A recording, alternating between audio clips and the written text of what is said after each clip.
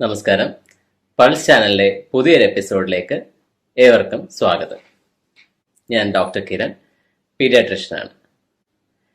Corona വൈറസിന്റെ ഉപദ്രവം കുറച്ചുണ്ടായിരുന്നെങ്കിലും അച്ഛനമ്മമാർ ഒരു കാര്യത്തിൽ കുറച്ച് സന്തോഷത്തിലായിരുന്നു. അതായത് ഈ കോവിഡ് കാലത്ത് കുഞ്ഞുങ്ങൾക്ക് അസുഖങ്ങൾ പൊതുവെ കുറവായിരുന്നു. പനി, ചുമ, മൂക്കൊലിപ്പ് അങ്ങനത്തെ പ്രശ്നങ്ങളൊന്നും ഒരു 2 വർഷത്തോളം പലരെയും അലട്ടിയത് പോലുമില്ല. എന്നാൽ കഴിഞ്ഞ 2-3 മാസമായിട്ട് സ്ഥിതി അങ്ങനെയല്ല. ഒന്നിൽ കൂടുതൽ കുട്ടികളുള്ള വീട്ടിലെ അവസ്ഥയാണെങ്കിൽ പറയുകയും വേണ്ട. മൂക്കൊലിപ്പായിട്ട് തുടങ്ങുന്നു, കുറച്ച് മഞ്ഞ മൂക്കള വരുന്നു, ചുമ, ചിലർക്ക് ശ്വാസം മുട്ടൽ, ഡോക്ടറെ പോയി കാണുന്നു, മരുന്ന് കഴിക്കുന്നു. എന്നാൽ പണ്ടത്തെ പോലെ ഒറ്റയടിക്ക് മാറുന്നുണ്ടോ? സമയം എടുത്താണെങ്കിൽ മാറുന്നുണ്ടോ? അതുമില്ല. ഏകദേശം കുറഞ്ഞ് വന്ന് ഒന്ന് സ്കൂളിൽ വിടാം എന്ന് വിചാരിക്കുന്നു, അല്ലെങ്കിൽ സ്കൂളിൽ പോകുന്നു. 2 ദിവസം കഴിയുമ്പോൾ ഇത് തന്നെ വീണ്ടും ആവർത്തിക്കുന്നു. ഡോക്ടറെ അടുത്ത് പോയി വീട്ടിലുള്ളവരും ചികിത്സിച്ച് ഡോക്ടർമാരും ഏറെക്കുറെ ക്ഷീണിച്ച അവസ്ഥയാണ്. ഞാൻ വർക്ക് ചെയ്യുന്ന മെഡിക്കൽ കോളേജിലും അതുപോലെ തന്നെ മറ്റ് പ്രൈവറ്റ് ആശുപത്രികളിലുമൊക്കെ ഹൗസ്ഫുൾ എന്നുള്ള ബോർഡ് തൂക്കിക്കഴിഞ്ഞു ഏറെക്കുറെ. അപ്പോൾ എന്താണ് പെട്ടെന്ന് സംഭവിച്ചത്? എന്തുകൊണ്ടാണ് ഇത്രയും പെട്ടെന്നൊരു ഇങ്ങനെ വിട്ടുമാറാത്ത പനി, ചുമ വന്നത്? ഇതിനെക്കുറിച്ചാണ് ഇന്നത്തെ നമ്മുടെ എപ്പിസോഡ്. മനുഷ്യൻ എത്രയോ വലിയ ആളാണെന്ന് അഹങ്കരിച്ചപ്പോൾ ഒരു ചെറിയ കൊറോണ വൈറസ് വന്ന് ഒന്നുമല്ല എന്ന് തെളിയിച്ചിട്ട് പോയതേ ഉള്ളൂ. കൊറോണ പോലത്തെ ആയിരക്കണക്കിന് വൈറസുകൾ വേറെയുണ്ട്. വർഷങ്ങൾക്ക് മുമ്പ് സ്പാനിഷ് ഫ്ലൂ എന്ന് പറഞ്ഞ ഒരു ഔട്ട്ബ്രേക്കിൽ ആയിരക്കണക്കിന് ആൾക്കാരാണ് മരണപ്പെടുകയുണ്ടായത്. വേറെ ഒരുപാട് വൈറസുകളുണ്ട്. Influenza, parainfluenza virus, rhinovirus, അങ്ങനെ ശ്വാസകോശത്തെ ബാധിക്കുന്ന പലതരം വൈറസുകൾ അല്ലാതെ തന്നെയുണ്ട്. ഇത് പലപ്പോഴും ഒരു സീസണൽ ആയിട്ടാണ് പല രാജ്യങ്ങളിലും വരുന്നത്. അതായത് ചില പ്രത്യേക സീസണിൽ ഇവ വരുന്നു. പ്രതിരോധ ശേഷി കുറഞ്ഞ ആൾക്കാർക്ക് കൂടുതലായിട്ട് പ്രശ്നങ്ങൾ ഉണ്ടാകുന്നു. അതായത് പ്രത്യേകിച്ച് ചെറിയ കുട്ടികൾക്ക്. ചിലർക്ക് ഇത് നല്ല കടുത്ത ന്യൂമോണിയ പോലെ ആകുന്നു. അതാണ് സംഭവിച്ചു വരുന്നത്. അപ്പോൾ പെട്ടെന്നൊരു പ്രതിരോധ ശേഷി കുറഞ്ഞത് അങ്ങനെ കരുതേണ്ട കാര്യമില്ല. ഒന്ന്, കോവിഡ് വന്ന സമയത്ത് എല്ലാവരും മാസ്ക് ഉപയോഗിക്കുന്നുണ്ടായിരുന്നു. ഒരു സേഫ് ഡിസ്റ്റൻസിങ്, ഒരു സോഷ്യൽ ഡിസ്റ്റൻസിങ് പാലിക്കുന്നുണ്ടായിരുന്നു. ഇപ്പം സ്ഥിതി അതല്ല. കോവിഡിൻ്റെ റെസ്ട്രിക്ഷൻസ് ഒക്കെ ഏറെക്കുറെ മാറിക്കഴിഞ്ഞിട്ടുണ്ട്. എവിടെ ചെന്നാലും നല്ല തിക്കും തിരക്കുമാണ്.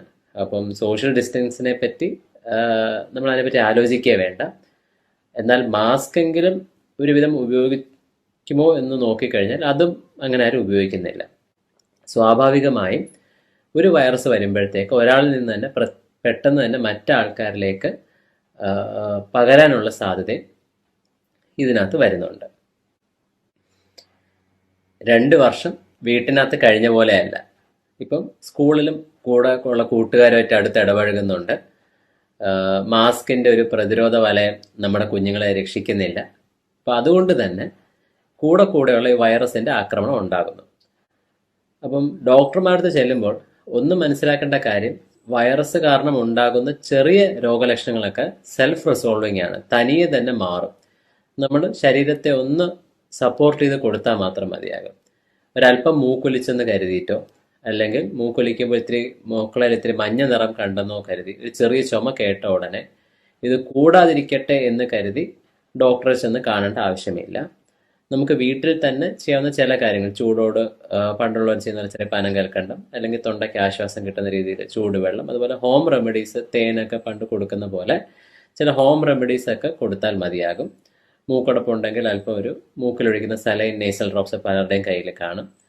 അത് മാത്രം കൊടുത്താൽ മതിയാകും. ഒരു മൂക്കൊലിപ്പ് തുടങ്ങിയാൽ അത് അടുത്ത ദിവസം തന്നെ കുറയണമെന്ന് വാശി പിടിക്കരുത്.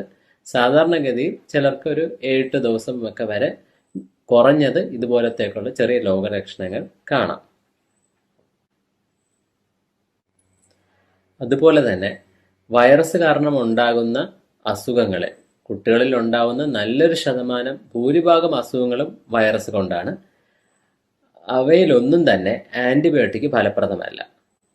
അതുകൊണ്ട് തന്നെ ഒരു ആൻറ്റിബയോട്ടിക് കിട്ടിയേ തീരൂ എന്നുള്ള പിടിവാശിയൊന്നും മാതാപിതാക്കൾക്ക് പാടില്ല.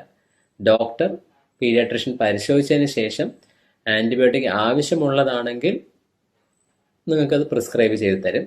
പറഞ്ഞ അളവിൽ നിർദ്ദേശിച്ചിരിക്കുന്ന കൃത്യമായ നാളിലേക്ക് അത് കൃത്യമായിട്ട് കഴിക്കാൻ മാത്രം ശ്രദ്ധിച്ചാൽ മതി.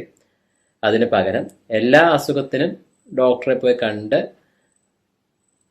ആൻറ്റിബയോട്ടിക് പിടിച്ചു വാങ്ങുന്ന ശീലം തീർത്തും പാടില്ല.